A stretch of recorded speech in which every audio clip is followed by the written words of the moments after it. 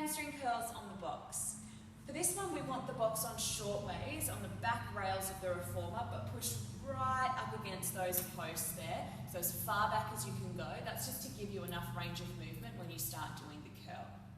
Spring recommendation for this one, red and green for level 1, red, green and yellow for level 2. Remembering people can always go up or down if they're not feeling it or feeling it a little bit too much.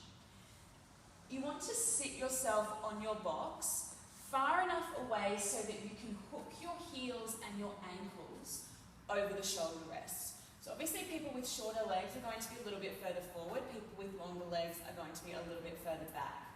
It's a good idea for this one if you do have non-slip mats in your studio to sit on one of those, because you can start to slip and slide when you start moving. What I like to do is just bring my hands underneath my bottom, and that will stop me going too far. Just make sure you're not sinking down into the upper body when you do that. So really lifting up through the chest.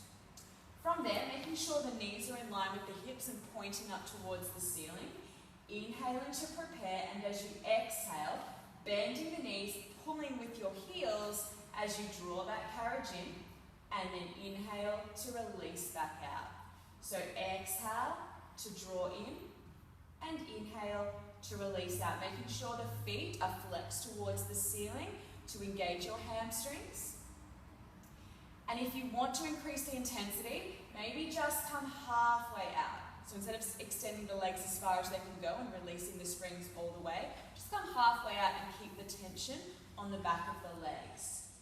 For this exercise, you could also add some arm work at the same time, so maybe some bicep curls as you curl in, even some chest squeezes with the circle as you curl in, an overhead press, a tricep extension. So there's lots of different ways you can increase the intensity and also bring in the upper body as well.